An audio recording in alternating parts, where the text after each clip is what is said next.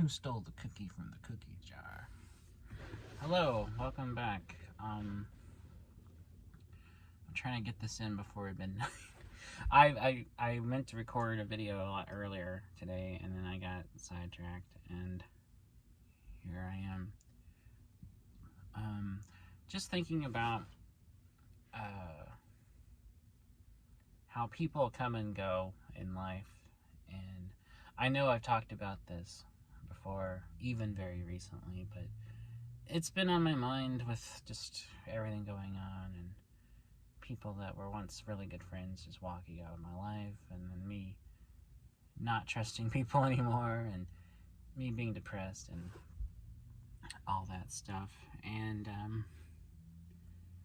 I just feel, depressed all the time, and I cry all the time, and I just wish that I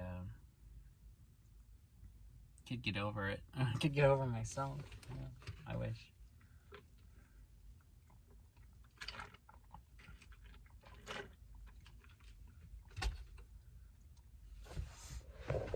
Something else.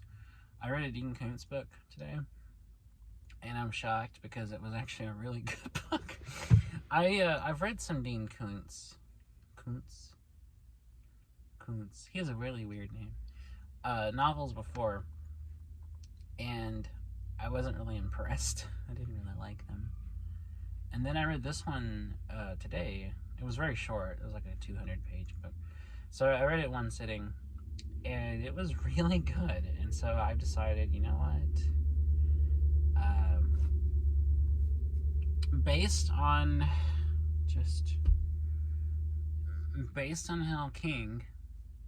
Stevie King has decided, be chummy with JKR and her hatefulness, and not even pretend to call her out or pretend to be against her views, but has instead chosen to remain silent and support her. I'm done supporting him.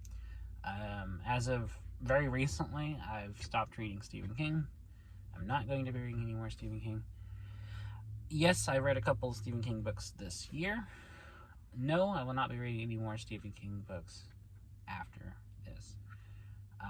Ever since I saw his tweet advocating for her new book, saying he's excited for it, I'm like, alright, King, you're not going to stop supporting her.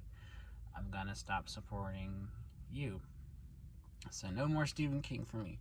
So what does that mean? That means I'm going to be reading other horror writers who either I like and just haven't read as much of because I was too busy reading them, or getting around to horror writers who I never have read but know of and been waiting to get around to anyway. This just frees me up to read other people. So I've been reading more Peter Straub, Peter Straub has become one of my favorite writers lately.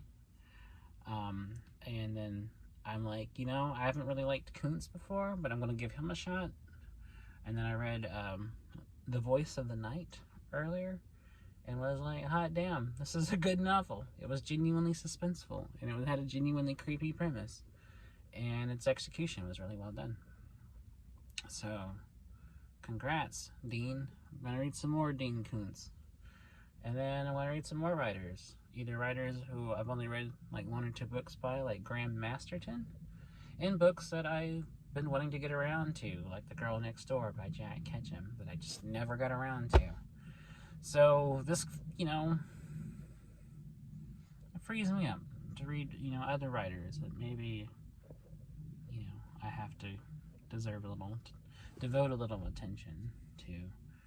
So I was thinking about that. I checked out a couple of Dean Koontz books from the library today. One of them is Night Chills, which is an earlier Koontz book, published in the 70s. It says here it was first published in 1976. So I remember seeing this one in Walmart when I was growing up. This exact edition too. I also checked out another Koontz book, The House of Thunder. So I don't know anything about either one of these. I know they're Dean Koontz books. That's all I know about them. Here's a picture of him back when he had no hair. And I know these are earlier books. These are like books he published in like in the 70s. And this one from 1982. This one was previously published under the pseudonym Lee Nichols, according to the title, the copyright page. And this one, so the first edition was published in 76, and another edition was published in 77. The Berkeley edition was published in 1983.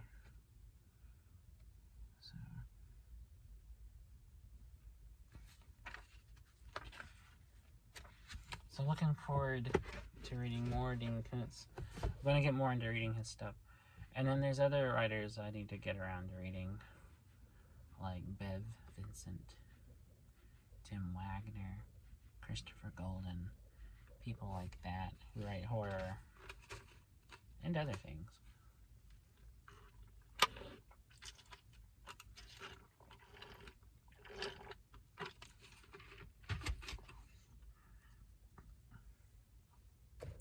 Hell, with this, I could read other writers I've been meaning to get around to. I can finally get around to reading some more Anne Rice. I like Anne Rice. I haven't read nearly as much Anne Rice as I need to. Yeah. I didn't agree with her views about fan fiction, but she was a good writer, and I liked her stories. You know, practically single-handedly invented the modern vampire novel. You can't... That's nothing to, you know, sneeze at. And I got some other books from the library. I got water here. I got John D. MacDonald. Love this man. Free Falling Crimson, Travis McGee novel. Travis McGee novels are always good. And I started another series, because Travis McGee is a series. Speaking of series, I started another series. I'm reading Outlander. I'm not very far into this. I like it. There's things in it I don't like, but I like the story overall so far. I'm pretty early in, and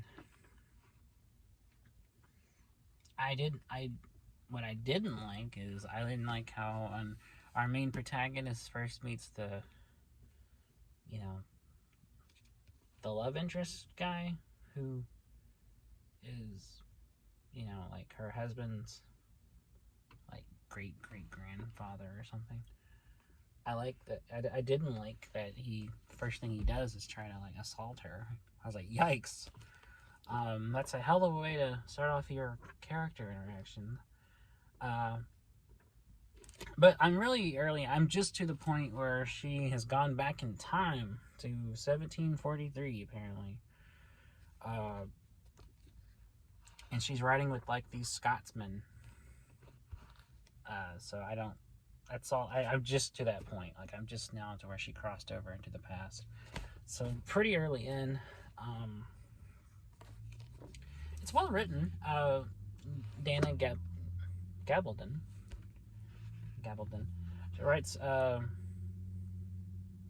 She writes well. She has a good prose style.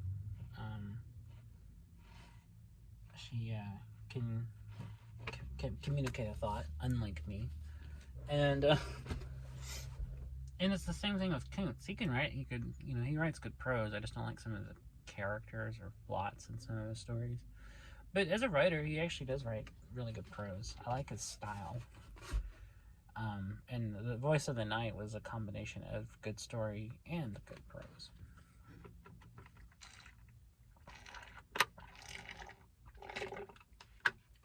So anyways, that's all I really have to say. Just wanted to do a quick little video about books and rain. It's been raining today. And yeah, that's it.